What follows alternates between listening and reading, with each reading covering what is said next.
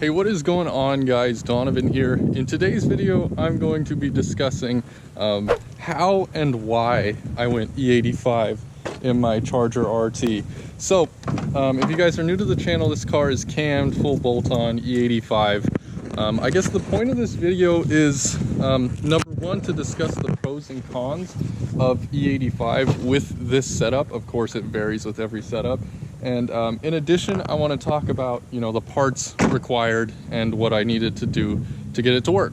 So first, I'm going to talk about the pros and cons, and we'll go from there. So one of the first cons is you kind of have to fight the car to start up from a cold start sometimes. And I called my tuner, and we're going to try to remedy this a little bit next time I go in for an update tune. But as of right now, sometimes it takes a crank or two to get it to fire up. So I'll show you in a second here. See how it'll crank. Wants to start. So I'll stop it.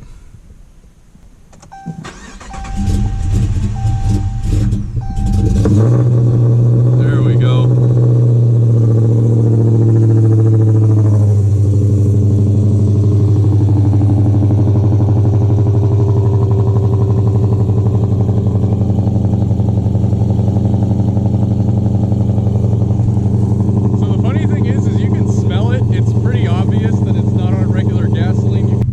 I guess there is a pro to letting it crank over a little bit.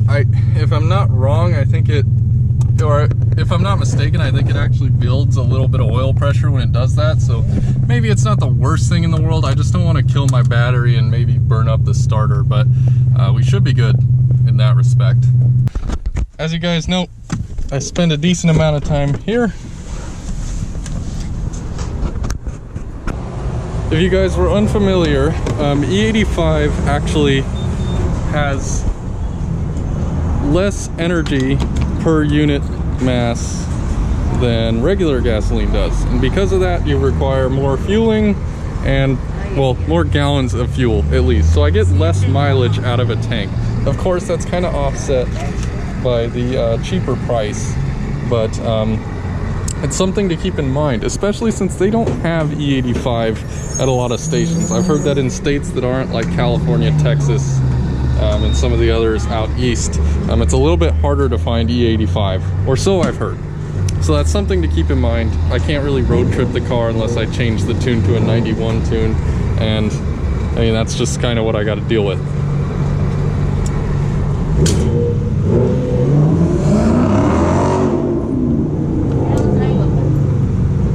It got so loud around here really quick.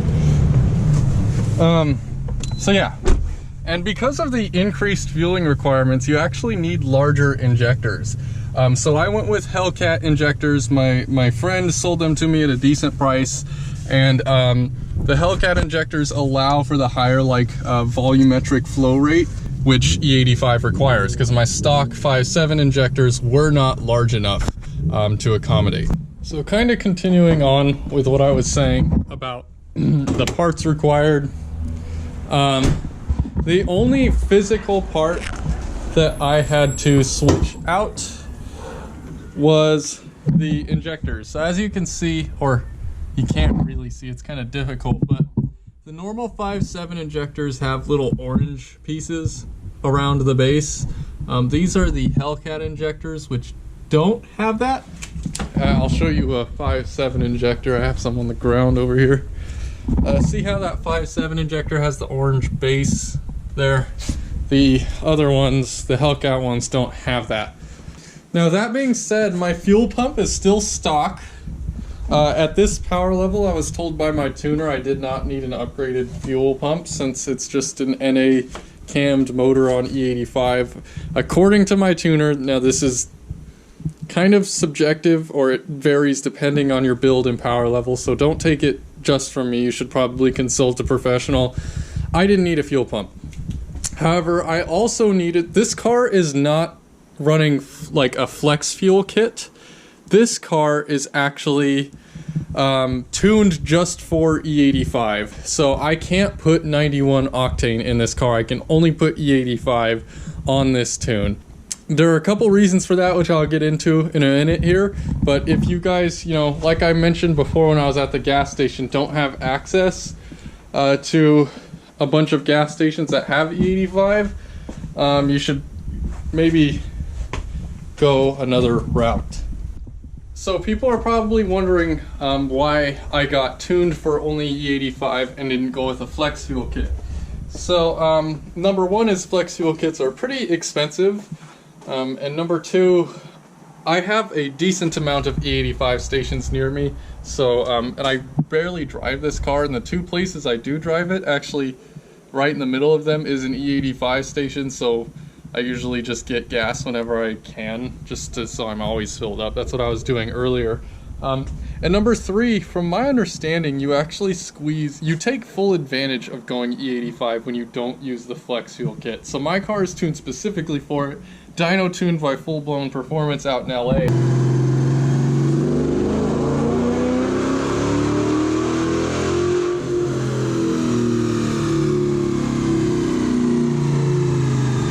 Basically, from my understanding, E85 has a higher octane rating than 91, so I think it's above 100 octane technically, and because of that it's less likely to experience knock, and which is why like high compression motors and boosted cars respond really well to E85, and because of that they were able to adjust the spark timing and squeeze an extra probably 20 horsepower. It varies with your application and power level and compression ratio, but on this specific car the tuner estimated that it was like 20 more horsepower by going E85 over 91. Now a lot of people will say like, that's not really worth it to them. And I completely understand. I actually didn't plan on going E85 until the night before I got tuned. I called up the tuner and I was like, be honest with me, do you recommend switching to E85? And he was like, you might as well, you're already here. And like I said, since I have abundant access to gas stations with it, I was like, whatever, screw it, let's give it a shot. And, I'm happy with it. Obviously it introduces a couple more challenges like I mentioned earlier and stuff, but all in all, it kind of gave the car that extra bump it needed to really set itself apart from, even scat packs and stuff.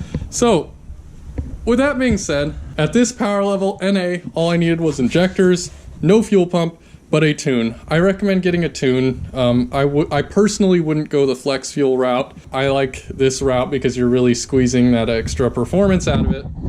That's kind of what I was aiming for. If you guys found this at all helpful, as always, remember to hit that subscribe button. A lot of stuff done to this car. Actually, I already have another mod in the mail coming. I'm going to keep the actual mod a secret because I don't know when I'm going to upload the video on it. But if you guys are interested in following the build, once again, hit that subscribe button. Like the video if you found it interesting or helpful at all. And I will see you guys next time. Peace out.